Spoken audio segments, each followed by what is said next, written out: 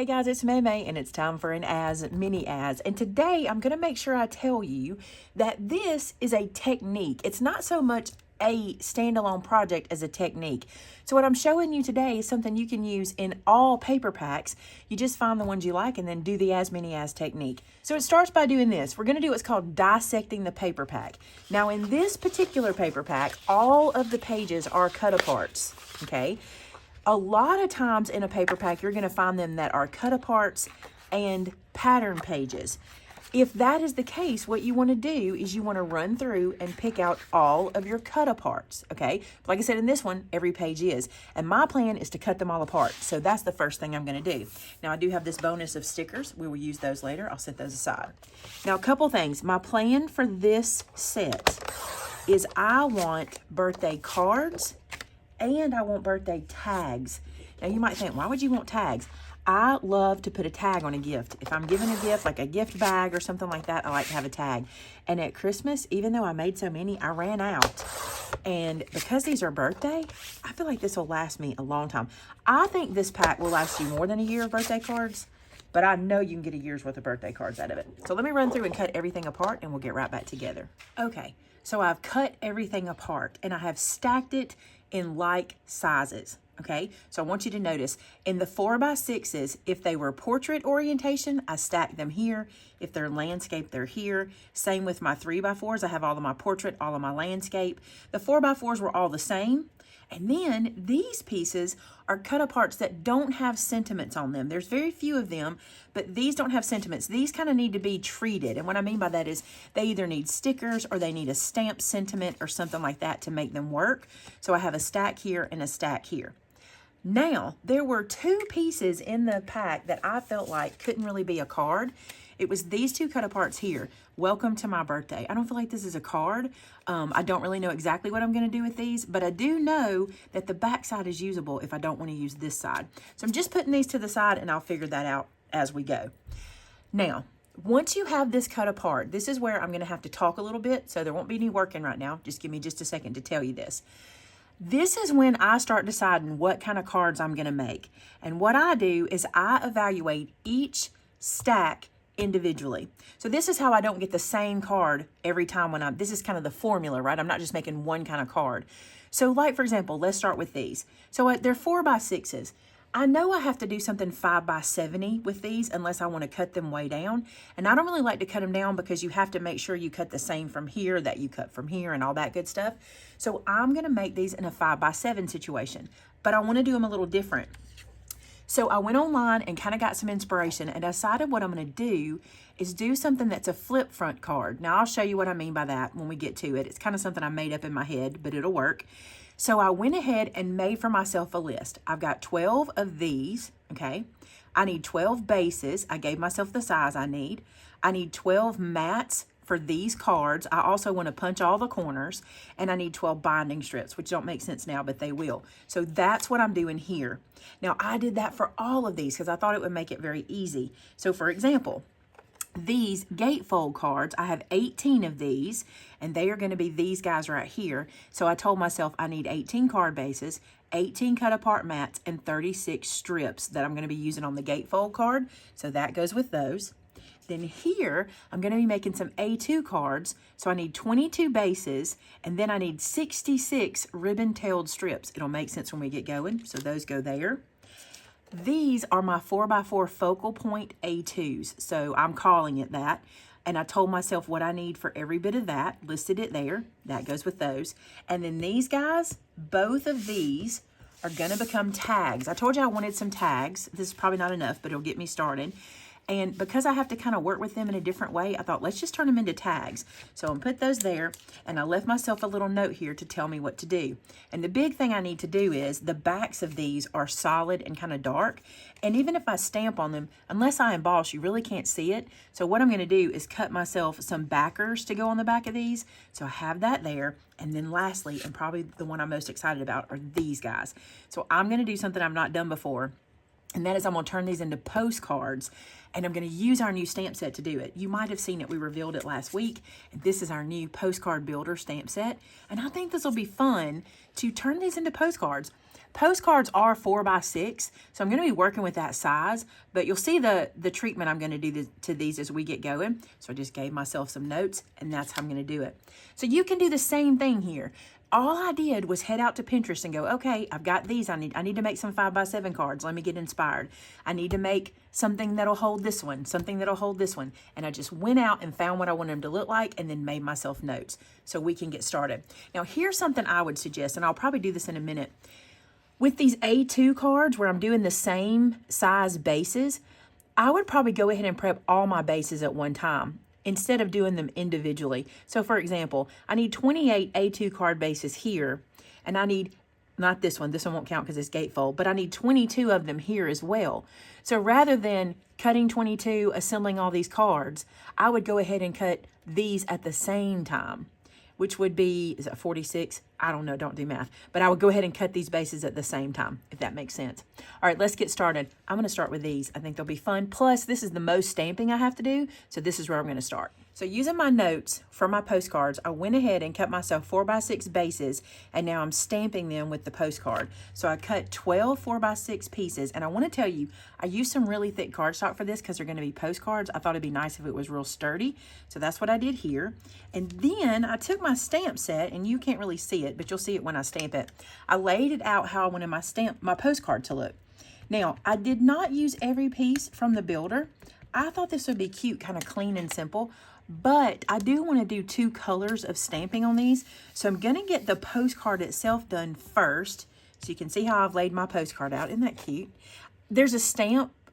There's a stamp that looks like a postage stamp, but since I'll put a real one on here, I'm not going to use that. But if you're using it for another project, just for cutes, you have that. But I'm going to stamp all of these guys. Then I'm going to go back to the set and use another color ink so I can get a little interest on the card. I think it'll be cute. All right, so let's do this one. I'm using VersaFine Onyx Black, by the way, and my Impressible because they impress me. I love this thing. And then we're ready. So I got 12 of these done. I did most of them off camera, so you wouldn't have to sit and watch that, but I got all those done. So now let's do the second color ink. So on my stamp set, I'm going to use this little cupcake and the word celebrate right here to add a little color. You could use the balloons, the stars, whatever, but I just like the little cupcake for the birthday. And I'm using red. Red runs throughout this paper pack, and I think it'll be cute just to kind of carry that over. So right here in this little spot, I'm going to do a cupcake. Isn't that cute as it can be? Y'all can hardly see it. Let me move that up. And I'm also going to do the word celebrate, which I could add another color. Maybe I will. That's easy. Let's add a blue. So for the word celebrate, I'm going to use this blue color. And what I'm going to do is I'm going to stamp it kind of like this, as if the post office had stamped it, just kind of running across. It says celebrate. Isn't that cute? And then I'll write in here. I'll put my postage stamp here, put the address here, and send it off. So I'm going to do that to all 12. So I decided while I had the red and blue ink out, I was going to do this. So in the little postcard builder, you get this little adorable, what is this? I don't know. Postage line. It just reminds me of a postcard and kind of the lines that you see on them. I thought I'd go ahead and use this. Now I haven't used it before, so I need to season it. So I'm going to stamp it on a piece of scrap real quick.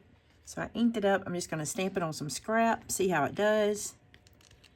I'm going to ink it up again. I really don't mind if it's kind of distressed looking because the font and things we used on this stamp are actually a little bit distressed. And so it'll kind of work anyway. I kind of think it looks kind of good distressed. So let's try that again. Make sure we got a good. Oh, there we go. That's good. Okay, so now what I'm going to do is I'm going to stamp across the bottom, and I'm going to try to do this one where you guys can see me. Then I'm going to pull the rest where I can see them. But I'm going to try to line this up.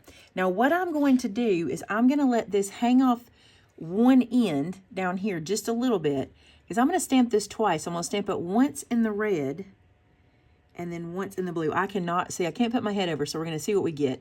So I'm going to stamp it one time in this red, like so. Then I would have pulled that down closer, but I couldn't see, so I'll do it on my other ones. Then I'm going to clean my stamp and do it in the blue. Now, I would not clean in between each one. I would run through and do all my reds and run through and do all my blues, but I want you guys to see it as I go, so I'm going to do it just one time, and then I'll go do it off camera. Now, when you stamp this one, you just offset them. And if you'll notice, I am using a press. So I can sit it here, and it's not touching my card until I press it down. So now I will press this down, And again, I did not get my head over it. So my first one may be a casualty. Not too bad. So you get that little look, and I think it just looks like a postcard. Now, you could continue all the way around the card, but I just think this is cute. So that's what I'm going to do. I'm going to run through and get them all done. So now that I got all the backs done, I'm just gluing these on. Now, I think originally I might have told you guys that my plan was to trim these down a little bit so that they would have like a white border. But then I decided not to do that. I felt like it might get kind of beat up in the mail if I had that white edge sticking out. And I thought if it was going to get beat up, it might look better to kind of beat up the color of the page rather than just the white edges. We don't mind distressing. We don't. And we don't mind it, you know, having a little bit of wear and tear from travel. But I just thought rather than spending all the time cutting 1/8 of an inch off of each side here, I would just leave it. And look, I didn't do perfect, and I'm going to let it ride. If you don't want to let that ride, you can always just snip it with your scissors if it's hanging off a little bit, but it's not a big deal. Now, these are my postcards. I love these. I've never had handmade postcards in my stash, and I think these are going to be great.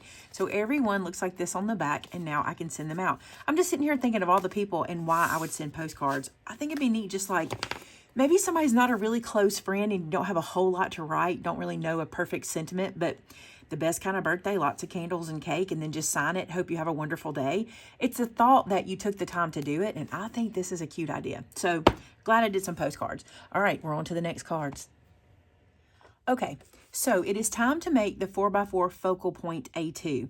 So what we've done is we've gone through and cut 28 of everything we need, okay? So these were actually some pre-made bases that I had. So I just got 28 of these A2 size bases and scored the front of the base at 1 1/4 inch in from the side. Okay, so you can lay it in your scoreboard and do it 1 1/4 inch this way, or you can do what I did and lay it like this and do it at 7 1/4. But you just want to have a 1 1/4 inch score. So let me show you how that folds. I'll kind of show you how this card lays out so you can see. It'll lay out like this. Okay, so that's what we're making. So went ahead and cut all I needed. So I have my 1 inch by 5 1/4 inch strips here. These are 2 3/4 by 5 1/4 for the inside. These guys are 4 by 5 1/4. These are my cut aparts and then my card bases. So this is how we're going to assemble. But I wanted to show you this because that's how we're doing all of it. Actually, Shannon's doing all the cutting for me, so we're kind of doing this project together. But that's what we're doing it. We're just taking it one card style at a time, prepping everything, and then putting it all together. So the reason I wanted to come to you now before I start assembling is because, let me show you, my sentiment on this card is going to live here, and I need to stamp this. So I decided before I go through and do all this, I'm going to stamp them first. So if I need to flip them over and stamp the back, if I make a mistake or something, I can. So I'm going to move all this out of the way and get our stamp set up. So in deciding what sentiment you're going to put inside of your cards, learn this from my mistake, okay? Make sure you pay attention to what these say. If you were to just stamp happy birthday to you inside your card, these already say it, so it'd be kind of redundant, right? So find a sentiment that works with everything. Some of them don't say happy birthday to you, but a lot of them do. So I don't want to put the same thing inside. So what I did was I went to this set called More Occasions, and I love this one here that says sending best wishes for a good day. It's perfect for it. It takes a huge, huge spot, and it says everything we need to say no matter what the front says. So I'm going to send this over, and I'm stamping it 28 times, and it's just the single stamp. And I want to show you what else I do. Do you see that? I stack these pages up, and it kind of makes my workflow faster. I just stack like 4 or 5 together, and see how it kind of picked that one up for me. That's what I like to do. So if you want to, you can stack them on top of each other. Don't stack them so high that they come out of the MISTI, and don't stack them so high that your stamp doesn't lay flat. But if you want to try doing that, that's how I do it. All right, so I've got all of them stamped and we're ready to assemble. Okay, so now we're gonna assemble the card. So when you lay out your base, you want the 1 1/4 inch or the scored section to lay here, then your 4 1/4 here in the middle, and then the full section on the side. Now, something I need to tell you is that we also are using 2 6x6 card packs from the birthday salutations. So when you see these pages, like this one, these came from the 6x6 packs. Okay, so I've got a full size here, which is 4 by 5 1/4. All right, I've got this little strip here, which is 1 by 5 1/4. That lives in that little spot. And then our stamped piece goes here. So the cool thing is you just assemble everything like this. So mass producing these makes that easy. You just lay these flat, glue them like this. Now the one thing I would suggest is you go ahead and run through and kind of lay your cards out. I didn't lay them all out, but what I did do was I took my cardstocks and put them in like piles so I could see what I was doing with each one of these guys so they kind of matched, okay? So let me glue these on. By the way, while I'm gluing, I want to give credit for this.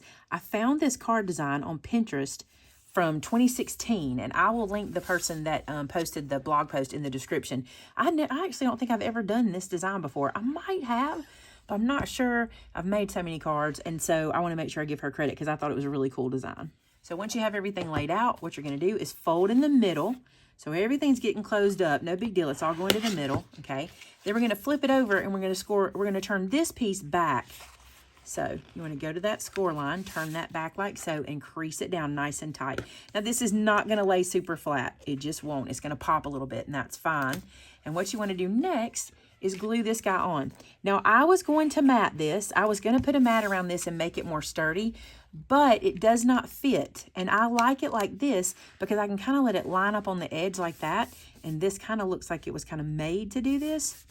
So if you want to mat them, you'd have to cut this piece down, and I don't want to do that, okay?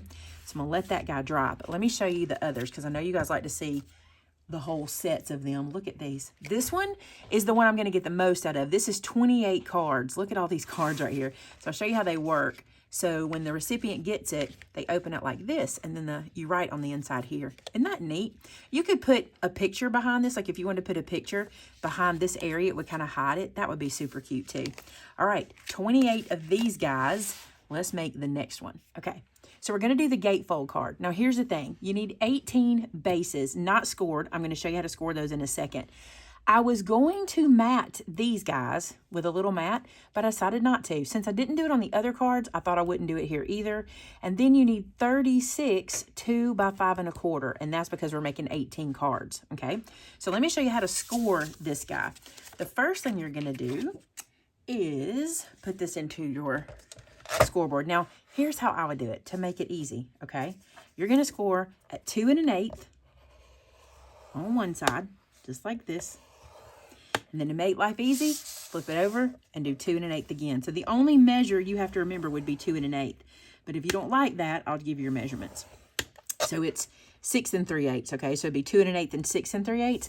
But I just think turning it is much easier, all right? Then we're going to fold this in, just like so, and crease it down. And don't be super picky if they don't meet in the middle. If they do meet, that's fantastic. If they don't, we're going to be putting a little cutesy there, so it won't even matter. Now, you'll notice I did not stamp these. There's a reason. This card is going to have more inside available. That other card didn't have a lot of space, so I went ahead and stamped. This one has more inside. So depending on who I'm giving these to, I can stamp a larger image. I can use it for more writing. This will kind of give me another option, okay? All right, let's add our pieces on. So here, again, this is from the 6x6 packs that we added to the project. These get glued down just like this, but here's what I want to tell you. We made sure that we had matching ones. When I say we, I mean me and Shannon, okay?